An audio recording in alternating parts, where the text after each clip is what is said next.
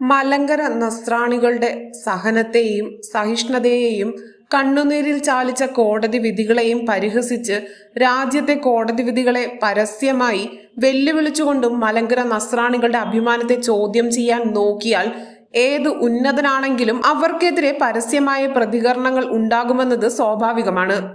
നൂറ്റാണ്ടുകളുടെ പാരമ്പര്യമുള്ള മലങ്കര സഭയെ വെല്ലുവിളിക്കുകയും സഭയുടെ ക്ഷമയെ ബലഹീനതയായി കണ്ടുകൊണ്ട് പ്രവർത്തിക്കുവാൻ ആരെങ്കിലും ശ്രമിച്ചാൽ അവർ മലങ്കര സഭയുടെ കണ്ണിലെ കരട് തന്നെയായിരിക്കും. ഈ സഭയുടെ പാരമ്പര്യത്തെ, സത്യത്തെ, സ്വാഭിമാനത്തെ കുറിച്ച് കൂർലോസ് തിരുമേനി പറയുന്നത് കേൾക്കൂ. മാർത്തോമൻ പൈതൃകം അത് വഹിക്കുന്ന രണ്ട് പ്രധാന സ്ട്രീംസ് ഓഫ് ചർച്ചസ് ഉണ്ട്. ലഭ്യമാകുന്ന തെളിവുകൾ അനുസരിച്ച് പരിശുദ്ധ മാർത്തോമാ ശ്ലീഹായുടെ പ്രേക്ഷിത ദൗത്യം ആദ്യം ആരംഭിക്കുന്നത് എഡേസയിലാണ്. രണ്ടാമത് ഭാരതത്തിൽ AD 52 മുതൽ 20 വർഷം അദ്ദേഹത്തിൻ്റെ പ്രേക്ഷിത പ്രവൃത്തി നടക്കുന്നു. ഈ രണ്ടിടത്തും സഭ, ദൈവത്തിൻ്റെ സഭ പരിശുദ്ധ മാർത്തോമാ ശ്ലീഹായുടെ പിതൃത്വത്തിൽ വളരുന്നു. ഒരുപാട് പ്രയാസങ്ങൾ, പ്രശ്നങ്ങളൊക്കെ ഉണ്ടായിട്ടുണ്ട്. അതിൽ എഡേസൻ സഭയ്ക്ക് ആദ്യം സെലൂക്യ ടെസിഫോണിലും പിന്നീട് തിഗ്രീസിലുമൊക്കെ ആയിട്ട് കാതോലിക്കേറ്റ് എന്ന ഒരു സാർവത്രിക പിതാവ്, അതാണ് കാതോലിക്ക. അതുപോലെ തന്നെ മലങ്കരയിൽ ഇന്ത്യയുടെ വാതിൽ, ദ ഗേറ്റ് ഓഫ് ഇന്ത്യ, അതുപോലെ തന്നെ കിഴക്കിൻ്റെ നക്ഷത്രം, സ്റ്റാർ ഓഫ് ദി ഈസ്റ്റ്, അതുപോലെ തന്നെ ജാതിക്ക് കർത്തവ്യൻ, മലങ്കര മൂപ്പൻ, അർക്കദിയാക്കോൻ, മാർത്തോമാ മെത്രാന്മാർ, മാർ ദിവന്നാസ്യൂസ്മാർ, ഇങ്ങനെ ഓരോ കാലഘട്ടത്തിലും അതൊക്കെ ചരിത്രത്തിൻ്റെ വിഗതികളിലൂടെ വന്ന പേരുകളാണ്.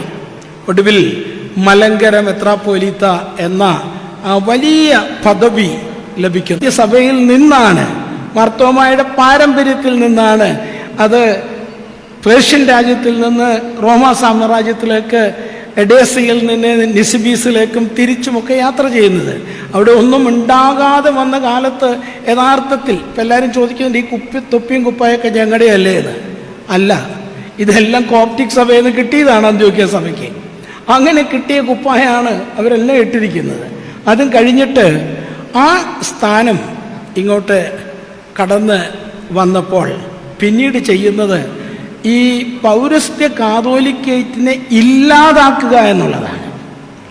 അത് 1865 തിക്രീസിൽ സംഭവിച്ചു. മറ്റു പല കാരണങ്ങളുമുണ്ട്. തിക്രീസിൽ സംഭവിച്ചു, അത് ഇല്ലാതാക്കി. ആ ഒരു പശ്ചാത്തലത്തിൽ കൂടിയാണ് 1912 ആ കാതോലിക്കേറ്റ് മലങ്കരയിൽ സ്ഥാപിതമാകുന്നത്. 34 ഭരണഘടനയോടുകൂടി, അതുപോലെ തന്നെ 34 പരിശുദ്ധ വട്ടശ്ശേരിൽ തിരുമേനി കാലം ചെയ്തതോടുകൂടി ഈ കാതോലിക്കേറ്റും അഥവാ കാതോലിക്കോസും മലങ്കര മെത്രാപ്പോലീത്തായും നിയമാനുസൃതമായി തീർന്നത്. അന്നു മുതൽ ഇന്ന് വരെ അത് അഭംഗുരം മുന്നോട്ട് പോവുകയാണ്. ആ സിംഹാസനത്തിൽ ആരൂഢനായിരിക്കുന്ന പരിശുദ്ധ പിതാവാണ് ഇന്ന് നമ്മുടെ മുൻപിൽ ഇപ്പോൾ എഴുന്നള്ളിയിരിക്കുന്നത്. ഞാൻ കഴിഞ്ഞ ദിവസം പറഞ്ഞു, ഒന്നുകൂടെ ആവർത്തിക്കുകയാണ്, ആരൂഢനായിരിക്കുന്നവൻ തന്നെയാണ്. കാരണം മാർത്തോമാ ശ്ലീഹായുടെ ഇന്ന് കാണപ്പെടുന്ന രൂപമാണ്, പിൻഗാമിയാണ് മലങ്കര മെത്രാപ്പോലീത്ത പൗരസ്ത്യ കാതോലിക്ക എന്നുള്ളത്. ഓരോ നാമങ്ങൾ ഓരോരുത്തരൊക്കെ എടുത്തിട്ട് ഓരോ സഭകളുടെ അടിമകളായിട്ട് രാജകുമാരൻ എന്ന് പറഞ്ഞുകൊണ്ട് ഒരാൾ കാതോലിക്ക എന്ന് പറയുന്നുണ്ട്, ആ വേറൊരാൾ അങ്ങനെയാന്ന് പറയുന്നുണ്ട്, ഇങ്ങനെയാന്ന് പറയുന്നുണ്ട്. ഇതിനൊന്നും ചരിത്ര സാധുതയില്ല, നിയമസാധുതയില്ല. നിയമസാധുതയുള്ള രാജകീയ വിളംബരമുള്ള റോയൽ കോർട്ടിൻ്റെയും സുപ്രീം കോടതിയുടെയും ഒക്കെ പൂർണ്ണ അംഗീകാരമുള്ള ഒറ്റ പിൻഗാമിയെ ഈ അപ്പനുള്ളൂ. അത് മാർത്തോമാ ശ്ലീഹ എന്ന അപ്പനുള്ളൂ. അത് പരിശുദ്ധ ബാവാ തിരുമേനിയാണ്, മലങ്കരയുടെ അധ്യക്ഷനാണ്. അദ്ദേഹത്തെ അവിടെ ഇവിടെയും വെച്ച് ആരെങ്കിലും വന്ന് പ്രഖ്യാപിക്കുകയല്ല, മലങ്കര സഭയുടെ അസോസിയേഷനാണ് തിരഞ്ഞെടുക്കുന്നത്. സുന്നഹദോസിന് ഒരു കാര്യമില്ല ഇതിനകത്ത് നിർദ്ദേശിക്കാം. മലങ്കര സഭയുടെ അസോസിയേഷനാണ് തിരഞ്ഞെടുക്കുന്നത്. അസോസിയേഷൻ തിരഞ്ഞെടുത്താൽ ആ നിമിഷം അദ്ദേഹം മലങ്കര മെത്രാപ്പോലീത്തയായി തീരുകയാണ്. ആ വേദിയിൽ വെച്ച് തന്നെ മലങ്കര മെത്രാപ്പോലീത്തയായി തീരുകയാണ്. കാതോലിക്കയായിട്ട് വാഴിക്കുന്നത് സുന്നഹദോസ് ആണ്. അത് പിന്നെ അടുത്ത ദിവസം സുന്നഹദോസിന്റെ തീരുമാനപ്രകാരം ചെയ്യും. എന്നാൽ ആ നിമിഷം മലങ്കര മെത്രാപ്പോലീത്തയായി തീരുകയാണ്. ആ സ്ഥാനത്തിരിക്കുന്ന പിതാവാണ് ഇവിടെ ഇരിക്കുന്നത് എന്ന് മാത്രം ഓർപ്പിച്ചുകൊണ്ട് ഞാൻ എൻ്റെ വാക്കുകൾ ചുരുക്കുന്നു.